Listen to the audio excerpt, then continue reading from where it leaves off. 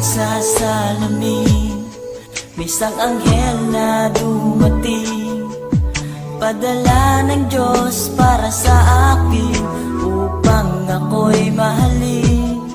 At kung ikaw ay masaya, sige tumawa ka, ilakas mo pa, isigaw mo pa, mahal mo kong talaga.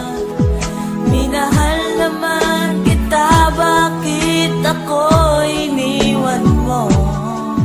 Now I realize to make apologize, wala kang kwentang girl.